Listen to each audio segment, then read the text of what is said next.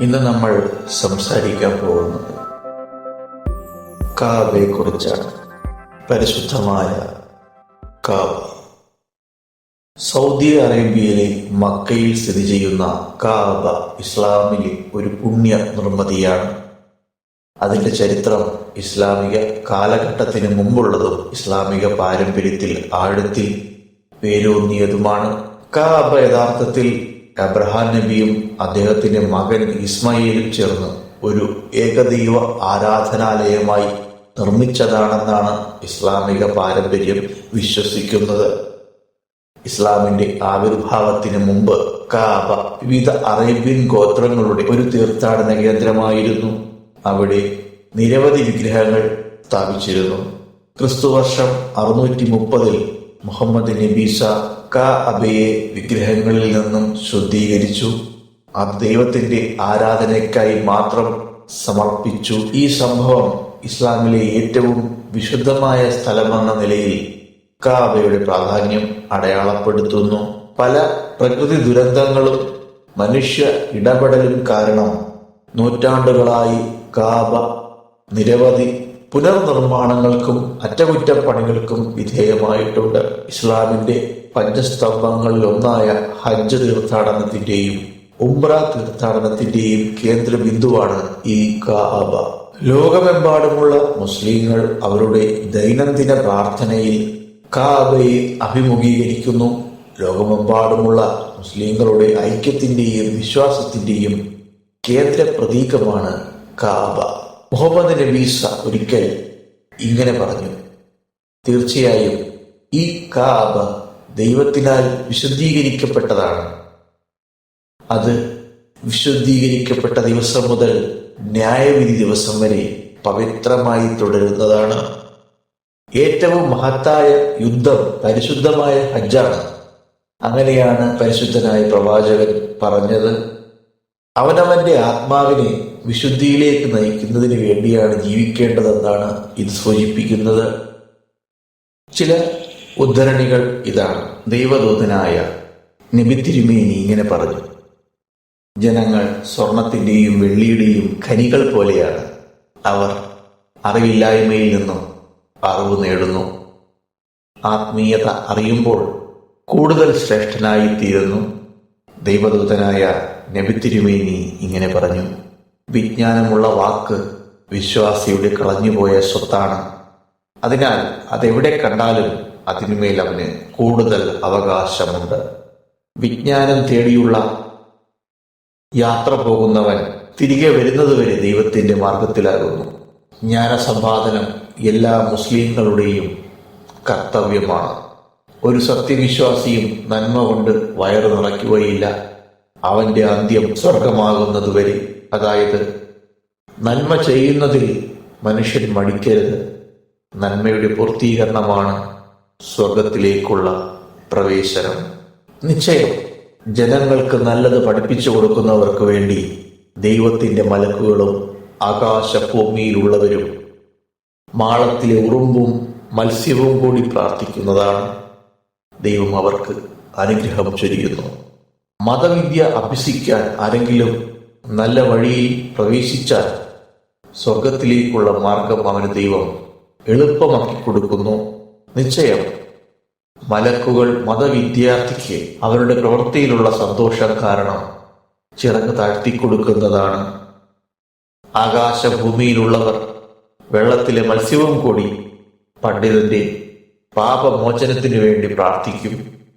മാത്രമല്ല, പണ്ഡിതന്മാരാണ് നബീസായുടെ അനന്തരാവകാശികൾ. നബിമാരാകട്ടെ സ്വർണവും വെള്ളിയും അനന്തര സ്വത്തായി ഉപേക്ഷിച്ചിട്ടില്ല.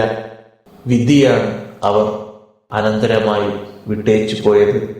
അതുകൊണ്ട് ആരെങ്കിലും അറിവ് കരസ്ഥമാക്കിയാൽ ഒരു മഹാഭാഗ്യമാണവൻ കരസ്ഥമാക്കുന്നത്.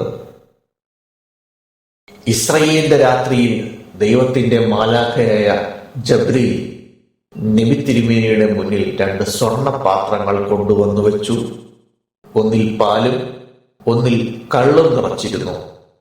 തിരുമേനി 2 പാത്രവും സൂക്ഷ്മമായി നിരീക്ഷിച്ചിട്ട് പാൽ നിറച്ച പാത്രം എടുക്കുകയും പാൽ കഴിക്കുകയും ചെയ്തു. അപ്പോൾ മാലാഖയായ ജബ്രീൽ പറഞ്ഞു, പരിശുദ്ധിയിലേക്ക് മാർഗദർശനം തന്ന ദൈവത്തിന് സ്തുതി. കള്ളാണ് അങ്ങ് എടുത്തതെങ്കിൽ അങ്ങയുടെ അനുയായികൾ വഴിതെറ്റിയവരുടെ കൂട്ടത്തിലാകുമായിരുന്നു.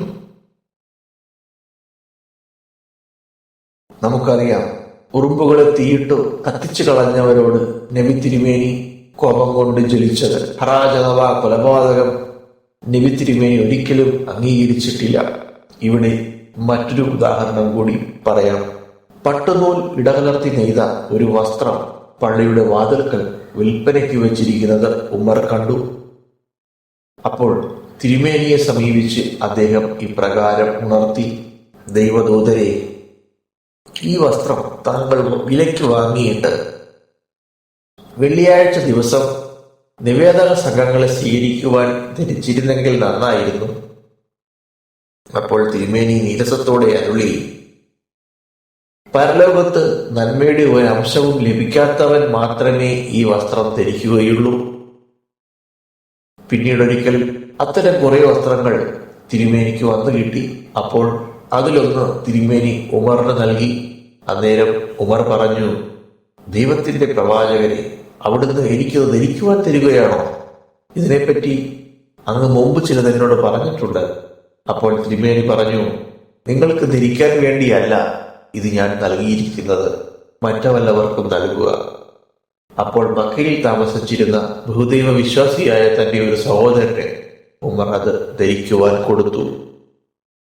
ഭയഭക്തിയാണ് ഏറ്റവും നല്ല ഭക്ഷണം.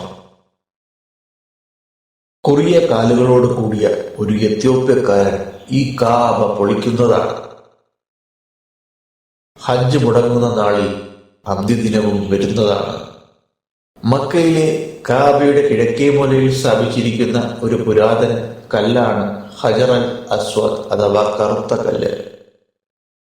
ഇബ്രാഹിം നബിയും അബ്രഹാം അദ്ദേഹത്തിന്റെ മകൻ ഇസ്മയിലും ഇവിടെ സ്ഥാപിച്ചതായി വിശ്വസിക്കപ്പെടുന്നതിനാൽ ഇസ്ലാമിൽ ഇതിന് വലിയ പ്രാധാന്യമുണ്ട്. പ്രവാചകൻ മുഹമ്മദ് നബിയുടെ പാരമ്പര്യം പിന്തുടരുന്ന ഹജ്ജ്, ഉംറ തീർത്ഥാടന വേളകളിൽ തീർത്ഥാടകർ പലപ്പോഴും കല്ലിൽ തൊടാനോ ചുംബിക്കാനോ ശ്രമിക്കാറുണ്ട്. കല്ല് പലപ്പോഴും ധാരാളം പേർ വന്ന് തൊടുകയും നുള്ളുകയും മറ്റും ചെയ്യുന്നതിനാൽ ഇപ്പോൾ ഒരു വെള്ളി ഫ്രെയിമിൽ ഒന്നിച്ചു ചേർത്ത് വച്ചിരിക്കുകയാണ്. ഈ കല്ലിനെ കുറിച്ചാണ് ഉമർ ഇപ്രകാരം ഒരിക്കൽ പറഞ്ഞത്, ദൈവം സത്യം, നീ ഉപകാരമോ ഉപദ്രവമോ ചെയ്യാത്ത ഒരു കല്ല് മാത്രമാണ്. നബി തിരുമേനി നിന്നെ തൊടുകയും ചുംബിക്കുകയും ചെയ്യുന്നത് ഞാൻ കണ്ടതുകൊണ്ടാണ് ഞാനും നിന്നെ തൊട്ടു ചുംബിക്കുന്നത്. നബി തിരുമേനി പ്രദക്ഷിണം വയ്ക്കുമ്പോൾ ഈ കല്ലിനെ നോക്കി തക്ബീർ ചൊല്ലുമായിരുന്നു. മാത്രമല്ല, കാബയെ പ്രദക്ഷിണം വയ്ക്കുവാൻ വേണ്ടിയുള്ള യാത്ര ആരംഭിക്കുന്നതും, അതായത് ത്വവാഫ്, ഈ മൂലയിൽ നിന്നുമാണ് ആരംഭിക്കുന്നത്. എന്തെങ്കിലും ഒരു കാര്യം നേടുന്നതിന് വേണ്ടി ഈ പ്രദക്ഷിണം ഫലം നൽകുമെന്ന് ഭക്തന്മാർ വിശ്വസിക്കുന്നു. 7 പ്രാവശ്യം പ്രദക്ഷിണം പൂർത്തിയാക്കിയ ശേഷം അബ്രഹാമിന്റെ പാദമുദ്ര എന്ന് കരുതുന്ന ആ സ്ഥലത്തെത്തി 2 പ്രാവശ്യം പ്രാർത്ഥന നടത്തുന്നു. ശേഷം അവർ സംസം വെള്ളം കഴിക്കുകയും ചെയ്യുന്നു. ഇതാണ് അവിടെയുള്ള കീഴ്വഴക്കങ്ങൾ. സ്ത്രീകൾക്ക് അശുദ്ധിയോട് പ്രദക്ഷിണം വയ്ക്കുവാനോ ഈ കല്ലിന്മേൽ തൊടുവാനോ അനുവാദം നൽകിയിരുന്നില്ല എന്നാണ് ചില ഹദീസ് റിപ്പോർട്ടുകളിൽ നിന്നും കാണാൻ കഴിയുന്നത്. കാബയെക്കുറിച്ചുള്ള ഈ കുഞ്ഞ് അറിവുകൾ ഭക്തന്മാർക്ക് ഇഷ്ടമായി എന്ന് കരുതുന്നു. എല്ലാവർക്കും നല്ലൊരു ശുഭദിനം നേരുന്നു.